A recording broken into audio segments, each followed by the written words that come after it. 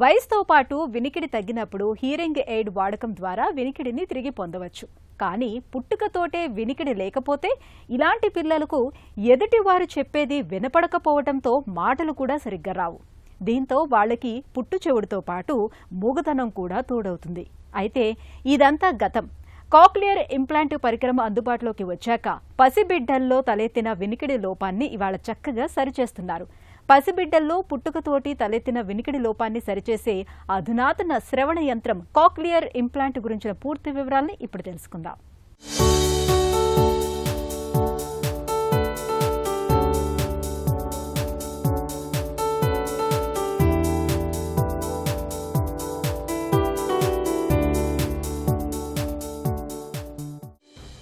భాష మనిషి ఆలోచనకు ఆయువు పట్టు.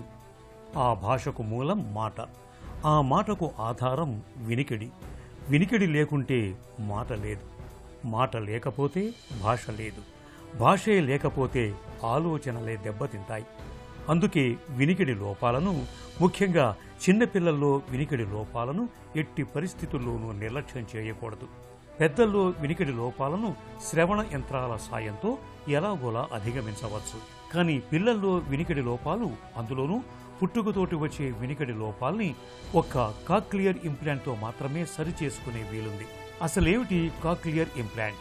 కాక్లియర్ ఇంప్లాంట్ ఎలా పనిచేస్తుంది? కాక్లియర్ ఇంప్లాంట్ అనేది it is an electronic device.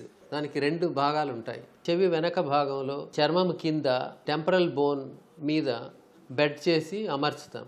అది లోపల జీవితాంతం లోపలే ఉంటుంది. దానికి వెలుపల సౌండ్ ప్రాసెసర్ అని వస్తుంది. ఈ సౌండ్ ప్రాసెసర్లో రెండు రకాలుగా ఉంటాయి.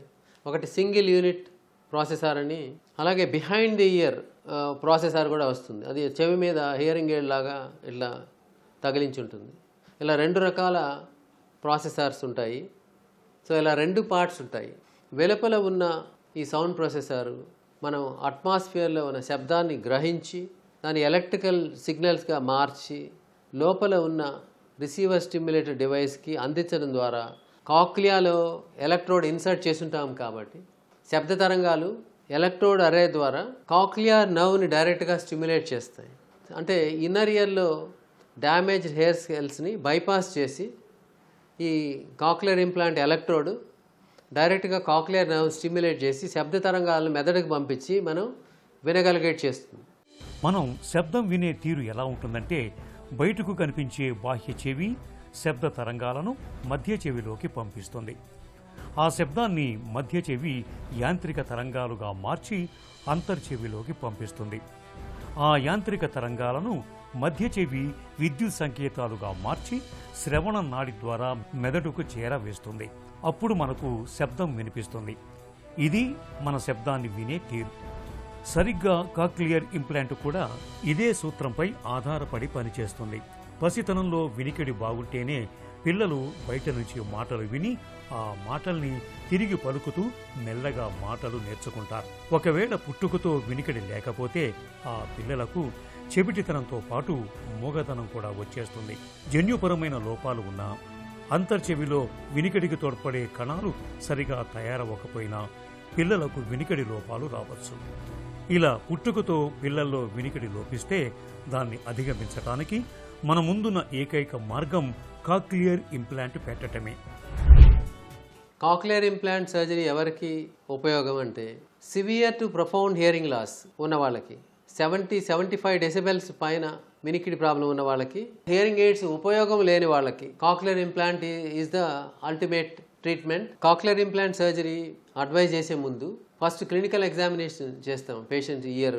అలాగే కొన్ని వినికిడి టెస్టులు చేస్తాం. అంటే వయసును బట్టి చిన్న వయసులో ఉన్న వాళ్ళకి 4 సంవత్సరాల లోపు వాళ్ళకి brain stem evoked response audiometry ద్వారా మనం హియరింగ్ ప్రాబ్లం తీవ్రతని గుర్తించగలుగుతాం. Whether it is 60 decibel, 70 or 80, 90 or above అనేది మనం ఈ బెరా టెస్ట్ ద్వారా గుర్తించగలుగుతాం. అలాగే ఆటో అకోస్టిక్ ఎమిషన్ అనే ఇంకొక టెస్ట్ కూడా చేస్తాం. అలాగే ASSR అనే టెస్టులు. ఈ టెస్టులు చేసి మనం సమస్య తీవ్రతను గుర్తించగలుగుతాం. చెవిటితనం అనేది మామూలుగా 3 రకాలుగా వస్తుంటుంది. ఒకటి, పుట్టుకతోటి వినికిడి బాగానే ఉండి మాటలు నేర్చుకున్నాక చెవుడు రావటం. రెండోది పుట్టుకతోటి వినికిడి పూర్తిగా లేకపోవటం వల్ల చెవిటితనం రావటం. మూడోది 5 ఏళ్లలోపు పిల్లల్లో మెనింజైటిస్ వల్ల వచ్చే చెవిటితనం. ఈ 3 రకాల వినికిడి లోపాల్ని ఇవాళ కాక్లియర్ ఇంప్లాంట్తో సరిచేయచ్చు. పెద్దల్లో కూడా వినికిడి లోపం తీవ్రంగా ఉన్నప్పుడు, అంటే వినికిడి 85% పైగా క్షీణించినప్పుడు కాక్లియర్ ఇంప్లాంట్ పెట్టడం ద్వారా ఆ వినికిడి లోపాన్ని అధిగమించవచ్చు. అయితే పెద్దల్లో కంటే పిల్లల్లోనే కాక్లియర్ ఇంప్లాంట్ బాగా పనిచేస్తున్నట్లు డాక్టర్లు చెబుతున్నారు. కాక్లియర్ ఇంప్లాంట్ సర్జరీ అనేది యూజువల్గా చిన్నపిల్లల్లో అంటే అప్ టు 16-17 ఇయర్స్ వరకు, అలాగే అడల్ట్స్లో కూడా జనరల్ అనస్థీషియా ద్వారా నిద్రపెట్టి ఈ ఆపరేషన్ చేస్తాం. సో దీనిలో 2 పార్ట్స్ ఉంటాయి. ఇది రిసీవర్ స్టిమ్యులేటర్ అనే డివైజు చెవి వెనక భాగంలో చర్మం కింద ఈ టెంపరల్ బోన్ మీద బెడ్ చేసి దాని కింద అమర్చుతాం. దాని నుంచి వచ్చే ఎలక్ట్రోడ్ని తీసుకెళ్ళి రౌండ్ విండో ద్వారా కాక్లియాలోకి ఎలక్ట్రోడ్ ఇన్సర్ట్ చేస్తాం. అక్కడి నుంచి మొదలయ్యే నర్వ్ని అది స్టిమ్యులేట్ చేస్తుంది. దీనిలో మ్యాగ్నెట్ ఉంటుంది. తర్వాత వెలుపల సౌండ్ ప్రాసెసర్లో కూడా మ్యాగ్నెట్ ఉంటుంది. అలా మ్యాగ్నెటిక్ యాక్షన్తో అది పట్టుకుంటుంది. ఈ కాక్లియర్ ఇంప్లాంట్ సర్జరీ జనరల్ అనస్థీషియాలో చేయొచ్చు. అలాగే 16-17 ఇయర్స్ వచ్చిన తర్వాత 80-90 ఇయర్స్ వాళ్ళకు కూడా లోకల్ అనస్థీషియాలో కూడా కాక్లియర్ ఇంప్లాంట్ సర్జరీ చేస్తున్నాము. పేషెంట్తో మాట్లాడచ్చు. ఇమీడియట్గా పేషెంట్ రెస్పాన్సెస్ కూడా గుర్తించగలుగుతున్నాము. లోకల్ అనస్థీషియా అంటే వాళ్ళకి ప్రీ మెడికేషన్ ఇస్తాము 1 గంట ముందు. ఆ ప్రీ మెడికేషన్ ఇవ్వడం ద్వారా వాళ్ళు కొంచెం మగత నిద్రలోకి పోతారు. అలాగే ఈ లోకల్గా ఇక్కడ ఇన్ఫిల్ట్రేషన్ లోకల్ అనస్థీషియా ఇచ్చి ఈ ఏరియా నమ్ చేసి మనం ఈ సర్జరీ చెవి వెనక భాగంలో పోయి ఇక్కడ ఫస్ట్ ఈ మాస్టాయిడెక్టమీ అనే ప్రొసీజర్ చేస్తాము. అలాగే ఈ ఇంప్లాంట్ బెడ్ చేస్తాము. అలాగే పోస్టీరియర్ టింపనాటమీ అని చెవి వెనక నుంచి ఈ మాస్టాయిడ్ ద్వారా కర్ణభేరి వెనకాలకు వెళ్ళి మనం రౌండ్ విండో మెంబ్రెయిన్ అనే స్ట్రక్చర్ ఐడెంటిఫై చేస్తాం మధ్య చెవిలో ఉన్న. అక్కడ మనం కాక్లియాస్టెమ్ అని కాక్లియాలో డ్రిల్ చేసేనా ఎలక్ట్రోడ్ ఇన్సర్ట్ చేయొచ్చు. అలా కాకుండా రౌండ్ విండో మెంబ్రెయిన్ ద్వారా కూడా ఈ ఎలక్ట్రోడ్ లోపలి చెవిలోకి ఇన్సర్ట్ చేసి అక్కడి నుంచి మొదలయ్యే కాక్లియర్ నర్వ్ని స్టిమ్యులేట్ చేస్తాం. శబ్ద తరంగాలు బయట నుంచి లోపలికి ఎలా వెళుతాయంటే ఈ సౌండ్ ప్రాసెసర్ వెనకాల సింగిల్ యూనిట్ ప్రాసెసర్ ఉంటుంది. అది చెవి మీద ఏమి ఉండదు, హెయిర్లో కూడా పెట్టేయచ్చు. అది ఒక బటన్, లార్జ్ బటన్ లాగా ఉంటుంది. దాంట్లో మైక్రోఫోను, స్పీచ్ ప్రాసెసర్ ఇవి ఉంటాయి. అలా కాకుండా బిహైండ్ ద ఇయర్ ప్రాసెసర్ కూడా వస్తుంది. ఈ 2 పార్ట్స్ ఉంటేనే మనకు ఈ మ్యాగ్నెటిక్ యాక్షన్ ద్వారా అవి పట్టుకొని ఉంటాయి. యూజువల్గా శబ్ద తరంగాలు ఈ మైక్రోఫోన్ ద్వారా డిజిటల్ సిగ్నల్స్గా మారి ఎలక్ట్రిక్ సిగ్నల్స్ లోపలి చెవిలో ఉన్న డ్యామేజ్డ్ హెయిర్ సెల్స్ బైపాస్ చేసి కాక్లియర్ నర్వ్ను డైరెక్ట్గా స్టిమ్యులేట్ చేసి శబ్దం మెదడుకి వెళ్ళి మనం వినగలిగేట్ చేస్తుంది. ఈ కాక్లియర్ ఇంప్లాంట్ సర్జరీ చేసిన తర్వాత 2 to 3 వీక్స్లో వెనకాల ఉన్న గాయం మానిపోతుంది. ఈ మానిపోయిన తర్వాత వెలుపలి సౌండ్ ప్రాసెసర్, ఇన్ఫ్యాక్ట్ ఈ sound processor on the operation table it self audiologist పెట్టి చెక్ చేసి అన్ని ఎలక్ట్రోడ్స్ పనిచేస్తున్నాయి అని నిర్ధారించుకొని వూండ్ క్లోజ్ చేస్తాం. ఇదే సౌండ్ ప్రాసెసర్ 2 వీక్స్ తర్వాత గాయం మానిపోయిన తర్వాత బయట అమర్చి దాన్ని మ్యాపింగ్ స్విచ్ ఆన్ చేస్తారు. ఫస్ట్ ఆ స్విచ్ ఆన్ చేసినప్పుడు శబ్ద తరంగాలు లోపలికి వెళ్ళి the child or adult will respond for the sounds. ఆ తర్వాత స్విచ్ ఆన్ చేసిన తర్వాత పీరియాడిక్ మ్యాపింగ్స్ అని చేస్తారు. 1 month తర్వాత, 3 months తర్వాత, ఆ తర్వాత ఎవ్రీ 6 months అలా ఈ మ్యాపింగ్స్ చేసి వాళ్ళకి కంఫర్టబుల్గా వినిపించేట్లు, అంటే శబ్దం ఎక్కువగా కాకుండా తక్కువగా కాకుండా వాళ్ళకి ఆప్టిమమ్ హియరింగ్ వచ్చేటట్టు చేయడాన్ని మ్యాపింగ్ అంటారు. ఈ మ్యాపింగ్ అనేది చాలా ముఖ్యం. ఆ తర్వాత ఆడిటరీ వెర్బల్ థెరపీ అనేది చాలా చాలా ముఖ్యం.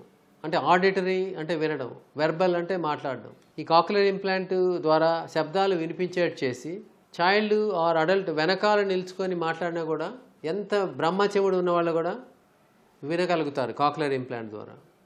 అలా విన్న తర్వాత థెరపీ ఇవ్వడం ద్వారా వాళ్ళకి మాటలు నేర్పిస్తారు. ఇలా ఈ ప్రక్రియ 1 to 2 years వరకు చేయాల్సి ఉంటుంది. ఇది చాలా చాలా ముఖ్యం. ఈ ఆడిటరీ వెర్బల్ థెరపీ చేస్తేనే వాళ్ళకి మాటలు వస్తాయి. కాక్లియర్ ఇంప్లాంట్ ద్వారా వినగలిగేట్ చేసేది సర్జన్ బాధ్యత. అలాగే ఆడిటరీ వెర్బల్ థెరపీ ఇవ్వడం అనేది ఆడియాలజిస్ట్, థెరపిస్ట్ బాధ్యత అవుతుంది. ఇది నెక్స్ట్ 1-2 years పీరియాడిక్గా వాళ్ళు ఫాలో అయ్యి మ్యాపింగ్స్ చేస్తూ వాళ్ళకి మాటలు నేర్పిస్తారు. ఇలా స్పీచ్ డెవలప్మెంట్ జరుగుతుంది. చిన్నారుల మాటల గళగళల వెనుక వినికిడి శక్తిదే కీలకమైన పాత్ర. బాల్యంలో వినికిడి బాగున్నప్పుడే పిల్లల మాట భాష బాగుంటుంది. నిజానికి పిల్లలు పుట్టుకతోనే శబ్దాలకు స్పందిస్తారు. ఏదైనా శబ్దం వింటే కళ్ళు ఆర్పటం, కాళ్ళు చేతులు ఆడించటం, నవ్వటం, ఏడవటం ద్వారా శబ్దాలకు తమ ప్రతిస్పందనల్ని తెలియజేస్తూ ఉంటారు. ఈ స్పందనల్ని బట్టే బిడ్డల్లో వినికిడి లోపాలు ఉన్నది లేనిది తల్లిదండ్రులకు స్పష్టంగా తెలిసిపోతుంటుంది. ఇలాంటప్పుడు సాధ్యమైనంత త్వరగా డాక్టర్ని సంప్రదించాలి.